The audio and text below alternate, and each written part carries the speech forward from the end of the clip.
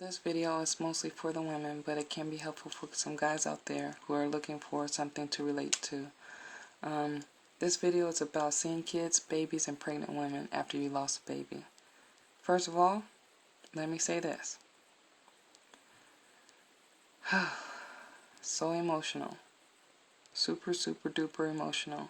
If you haven't had a loss, please watch this video because maybe you might be able to identify how someone you know or may not know is going, what they're feeling when they're in these situations. I think it's kind of ironic because first of all, when you lose a baby, sometimes you're at the hospital when you lost the baby. Like in my situation, I was at the hospital, had my baby, lost my baby. As I'm getting wheelchaired out the hospital, I see pregnant women and I see people who had just had their babies holding their babies in their arms. I mean, I'm happy that they have their babies, but it's like a slap in the face, and it makes me feel like bad. Started crying, so because I wish I had the same thing. And then also the other thing too was when I was in the hospital, I did see some women who were potentially about to lose their babies, and it just makes me so upset that some of the ways that the hospital is set up, I feel like they don't really cater to, they're not really looking for the well-being of the woman or the baby, trying to save a baby who is viable at 20 weeks or so. So if someone's pregnant before 20 weeks, they pretty much, I feel, aren't going to take care of you in the same way as they would someone who's past the 20-week mark. And I think that is unjust and unfair. I feel like someone who's sitting in the ER waiting forever, hours, should be a priority over someone who's coming in with a cut on their knee. And I saw that. I saw the next day after we lost our baby. This is one of my issues, me and my anger. When I think back at the hospital experiences, is that when I came back the next day, I feel like I had an infection, which it turned out to be endometritis, which is an infection of the uterus. I went to the labor and delivery floor and was told that I couldn't be taken in because I had already been discharged and that floor was just for labor. Okay, so that means that I had to go down to the freaking ER and wait there for hours and see people with all kinds of issues being prioritized, and I was in a lot of pain, having contractions. And I also saw two other women in there, one at 14 weeks and one at I don't know what weeks pregnant.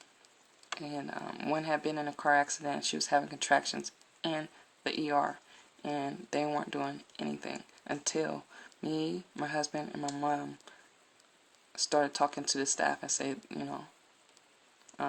you guys need to take care of this. This is not right. I just lost a baby. I'm hearing this lady behind me having contractions. She needs to be taken care of. And they did take care of her. But I think that there should be a better system in place for women who are in our situations. I don't think it's fair for us to be sitting down there all day and then lose a baby because maybe something could be done to prevent a loss. There's something that can be done. It's not fair. Okay, that was kind of off topic. I wasn't planning on going there. But anyways, seeing babies, kids, and pregnant women. We lost our first baby a couple years ago, so every time I am constantly reminded about that first loss because there's people who are pregnant at the same time and gave birth to healthy babies that survived and are the same age as my first baby. And then the second time I got pregnant, there's people who were pregnant, had their babies, blah blah blah, same cycle. So I'm confronted with those issues all the time. And I feel like sometimes it's therapeutic to be around babies and kids because They bring so much joy in life, but sometimes it's so sad. Sometimes I feel so down. Like I don't want to hold no baby. I have held a baby since losing mine, but it's very brief. And I just put on a happy face and try to, make the baby feel comfortable, make the parent feel comfortable, even though I was not comfortable. But I just feel like that was the right thing to do in the moment. And also, with the other baby, slash toddler, I don't know what you would call a baby who's about 3 years old. I guess that would be a toddler, I don't know. 3, 4. This baby is about the same age as my first baby would be. It was kind of therapeutic. It's kind of sad because, of course, I wish my baby would be around too. The first one, second one, both of them. But this baby made me feel good because he kept giving me hugs and stuff, and it was fun to interacting. I don't know. Sometimes I don't feel very motherly. I don't feel very womanly, I guess, around other kids. I feel like I'm guarding myself. And that is because I am protecting my emotions. And it's painful.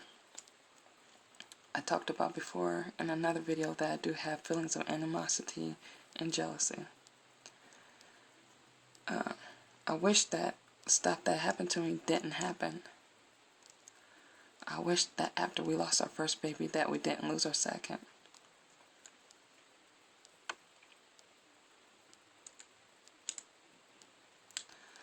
Sometimes you don't have control over what happens in life.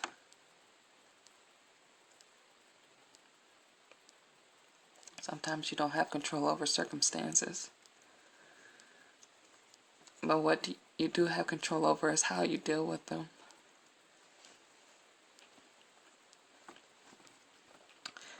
Then you can grow from those experiences. What I have learned is that when I am in these situations, which I am every single day, because I am in retail, so sometimes my customers come in and they are pregnant, or they have babies, or they have toddlers that are the same age as my babies would have been.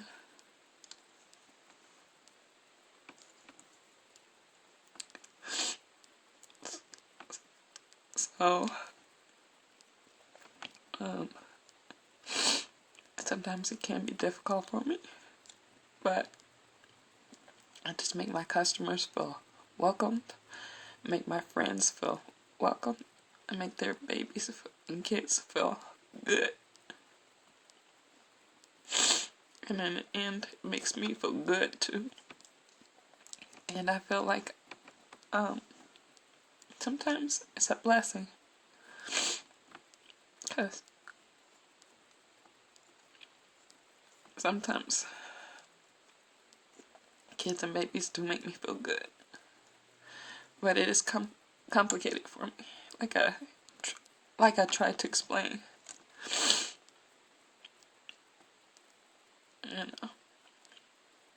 That's just the way it is for right now.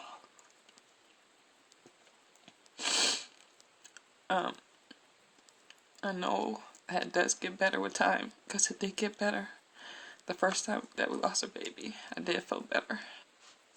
A couple years later. But I know it's something that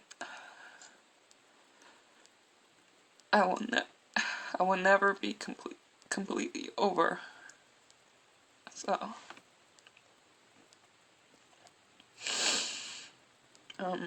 if you're going through something similar, just do what's best for you, but please think about the other person. Please think about the parents, and please think about the children. Try to be positive towards them. And sometimes you just have to fake it until you make it. And Wow.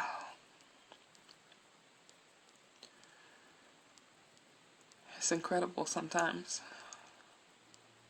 All the little details that go into recovering, living after such a traumatic event. But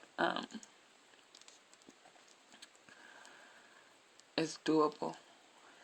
And there is a strength that comes from going through this type of stuff.